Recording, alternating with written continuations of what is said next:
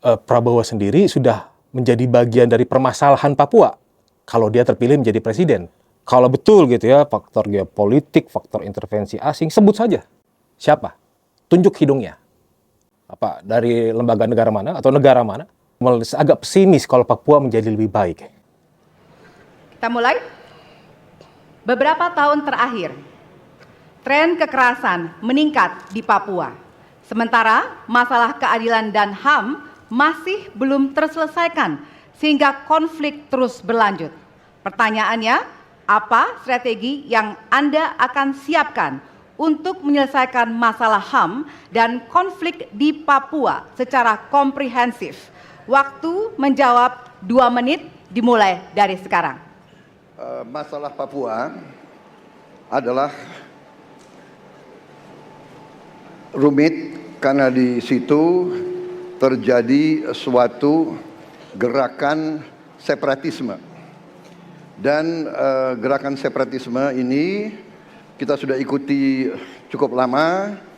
Kita melihat ada campur tangan asing di situ.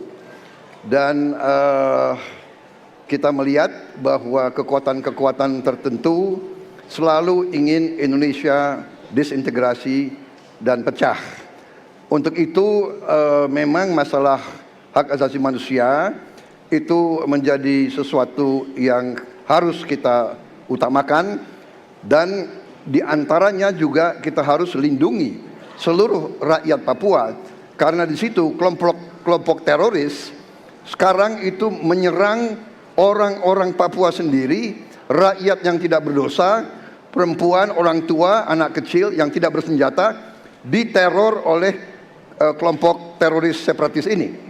Jadi rencana saya pertama adalah tentunya menegakkan hukum, memperkuat aparat-aparat di situ, dan juga mempercepat pembangunan ekonomi.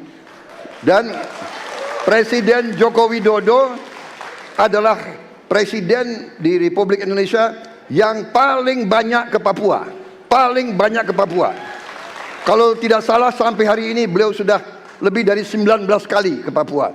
Dan peningkatan pertumbuhan ekonomi di bawah pemerintah Pak Jokowi yang paling pesat, yang paling tinggi selama sejarah Republik Indonesia. Jadi yang saya katakan, saya akan lanjutkan, kita harus membawa kemajuan ekonomi, sosial, services yang terbaik untuk rakyat Papua, melindungi rakyat Papua dari keganasan para separatis dan teroris, dan menjamin penegakan hak asasi manusia. Terima kasih. Ya.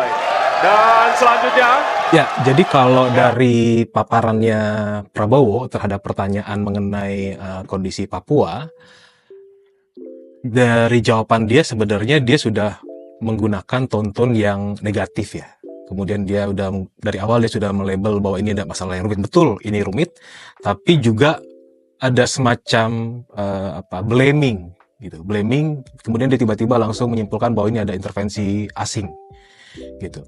Tidak mau melihat problem yang sebenarnya yang ada di Papua. Nah, kalau kita berkaca pada apa sih akar permasalahan di Papua, kalau berdasarkan penelitian dari yang dilakukan oleh LIPI dan JDP itu ada 4. Problemnya, masalah itu justru dipraktekkan dan diejawantahkan dalam jawaban Prabowo. Yang pertama itu adalah stigmatisasi dan diskriminasi. Prabowo sudah menggunakan kata separatis dan terorisme dalam jawaban dia untuk melabeli kelompok-kelompok yang berbeda di Papua. Setidaknya 3 kali dia menggunakan kata itu. Jadi Prabowo sendiri sudah menjadi bagian dari permasalahan Papua kalau dia terpilih menjadi presiden, karena dia sudah melakukan stigmatisasi dalam penyampaian visi misi dia mengenai penyelesaian masalah Papua. Itu yang pertama. Kemudian yang kedua, problem yang kedua di Papua itu adalah masalah pembangunan. Dan kalau kita melihat jawaban dari Prabowo tadi, begitu dia mengagung-agungkan mengenai pembangunan, pertumbuhan ekonomi, kemudian kunjungan-kunjungan Jokowi, dan dia ingin melanjutkan apa yang Jokowi lakukan, maka saya agak pesimis kalau Papua menjadi lebih baik. Kenapa? Proyek prioritas strategis Jokowi dari 41 proyek prioritas strategis itu hanya 1 yang menyebutkan terkait wilayah adat, yaitu wilayah adat Papua. Ya, di situ dinyatakan gini, wilayah adat belum mendukung perkembangan atau pertumbuhan ekonomi, kira-kira begitulah. Lalu jawabannya atau tawarannya dari Jokowi adalah hilirisasi. Oke. Nah, problemnya kalau hilirisasi itu dilakukan sekarang, ya, maka pertumbuhan ekonomi tidak akan pernah mensejahterakan Papua. Hilirisasi tidak akan pernah mensejahterakan Papua. Kenapa? Kalau kita lihat dari indeks pembangunan manusia yang memiliki kualitas baik itu adalah di wilayah-wilayah yang terjadi proyek-proyek itu dan pembangunan itu, yang itu orang asli Papua menjadi minoritas. Jadi kalau mantra ajaib dari Prabowo itu meniru apa yang Jokowi lakukan, hilirisasi, pembangunan, maka niscaya kesenjangan akan semakin tinggi antara orang asli Papua dan pendatang, yang itu akan justru akan menciptakan konflik yang lebih dalam lagi. Begitu. Nah, kemudian Prabowo juga ada menyebut soal penegakan hukum. Saya tidak memahami ya penegakan hukum yang dimaksud oleh Prabowo apa, tapi kalau misal pun penegakan hukum itu adalah berupa penegakan hukum terhadap pelanggaran HAM berat masa lalu, saya pikir itu akan menjadi sangat sulit diwujudkan. Mengapa? Karena Prabowo sendiri, dia bagian dari pihak masa lalu yang diduga juga terlibat dalam pelanggaran HAM di masa lalu. Jadi ada beban sejarah yang saya agak pesimis Prabowo bisa melakukan penegakan hukum khususnya untuk pelanggaran HAM masa lalu. Dan jangan lupa ada satu pelanggaran HAM berat yang terjadi di era Jokowi yang itu juga tidak terselesaikan hingga saat ini. Dengan beban masa lalunya, saya pesimis Prabowo bisa melakukan itu. Nah, Prabowo juga ketika dia selalu menyebut pihak asing, intervensi asing, ya seperti itu, saya melihat Prabowo tidak punya imajinasi bagaimana merangkul orang-orang di Papua, bagaimana mengajak mereka, para pihak itu duduk bersama. Seorang pemimpin yang bisa melakukan mendorong proses perdamaian adalah pemimpin yang bisa membayangkan bagaimana 5 atau beberapa tahun kemudian bagaimana mereka bisa berhubungan dengan orang-orang yang selama ini tidak menyukai mereka, yang selama ini berkonflik dengan mereka. Sayangnya Pak Prabowo tidak mempunyai imajinasi itu dan malah mengeksklud mereka jadi hanya sekedar persoalan penegakan hukum, persoalan penguatan aparat, persoalan juga pertumbuhan ekonomi atau pembangunan.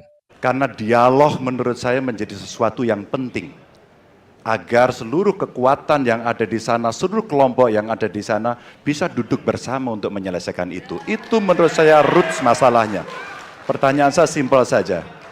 Apakah Bapak setuju dengan model dialog yang saya tawarkan itu? Terima kasih. Saya setuju. Terima kasih. Ya, jadi ketika Ganjar bertanya soal tawaran dia mengenai dialog, ya itu memang salah satu hal yang ditunggu ya. Dialog di antara para pihak yang berkonflik.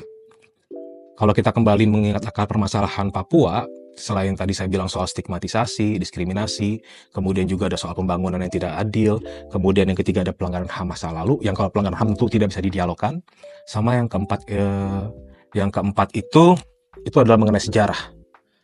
Ya, permasalahan sejarah yang sampai saat ini tidak selesai. Nah, persoalan sejarah ini penting untuk didialogkan. Persoalan sejarah ini penting untuk di-clearkan supaya para pihak di sana itu bisa akhirnya bisa mentransformasikan perbedaan-perbedaan mereka selama ini. Supaya para pihak di sana, baik itu orang asli Papua atau pemerintah Indonesia atau siapapun, itu bisa menyepakati sistem-sistem nilai yang dibuat bersama-sama. Hingga akhirnya terjadinya sebuah resolusi konflik yang konstruktif.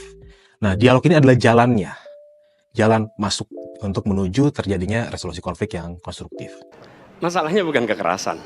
Karena ketika bicara kekerasan di Jakarta aja ada 3 pandangan. Ada yang menganggap ini terorisme, ada yang menganggap ini separatisme, ada yang menganggap ini kriminal. Di kita aja di Jakarta ada perbedaan pandangan. Apa masalah utamanya? Masalah utamanya adalah tiadanya keadilan di tanah Papua. Itu masalah utama. Oke? Jadi tujuannya bukan semata-mata tentang mentiadakan kekerasan.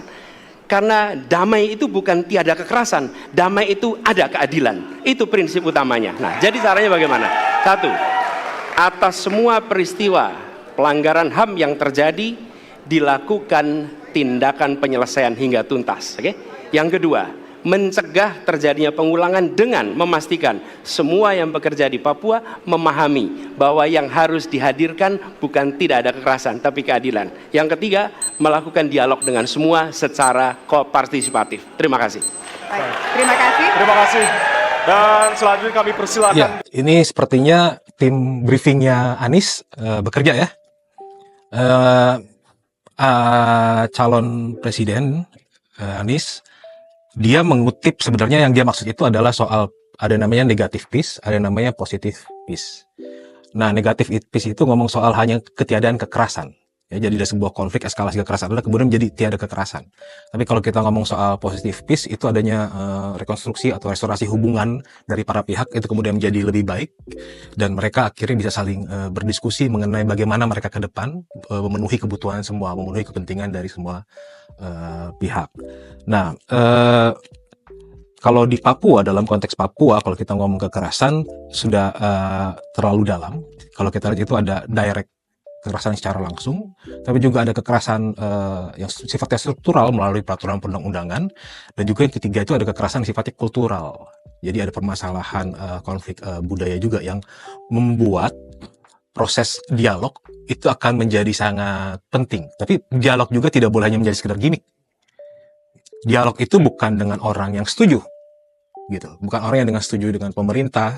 Bukan justru dialog itu dilakukan antara orang asli Papua yang tidak setuju, yang memprotes, gitu, yang merasa dilanggar hak-haknya, dengan pemerintah, gitu. Nah, agar tadi permasalahan-permasalahan kekerasan tadi itu bukan menjadi sekedar menjadi hilang begitu saja kekerasannya, tapi ada imajinasi, ada bagaimana keinginan untuk membangun sebuah hubungan yang baru, sebuah lebaran yang baru bagi para pihak, bagi pemerintah Indonesia dan bagi orang asli Papua. Benar, saya sangat setuju. Kita harus ada pendekatan dialog. Benar, ya. Dan saya juga setuju. Harus. Tunggu dulu, aku mau jawab.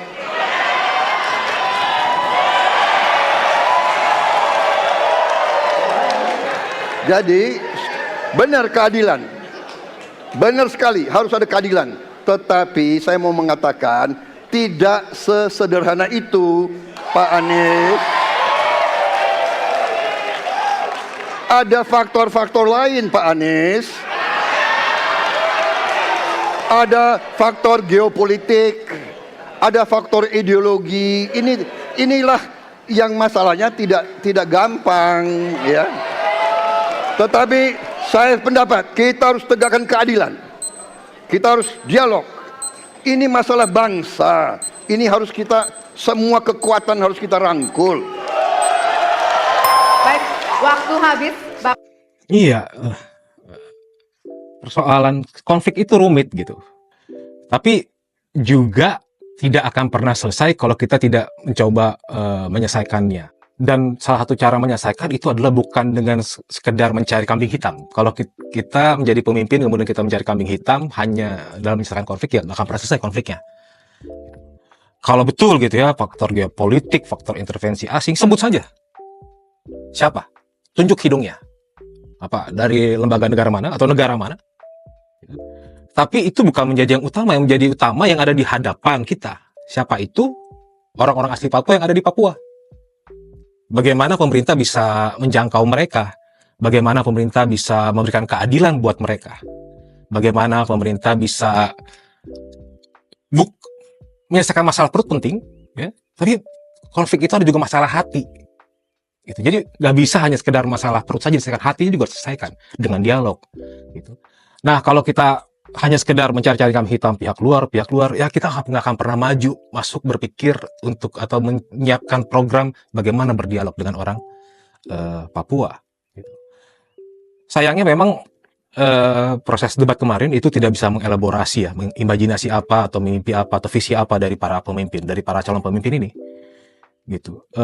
Kalau YLBHI sendiri gitu, dalam proses penyelesaian konflik di Papua, kami menantang siapa calon presiden ya, yang berani nih menghentikan proses hilirisasi di Papua agar kesenjangan tidak semakin tinggi, agar orang Papua tidak semakin terpinggirkan.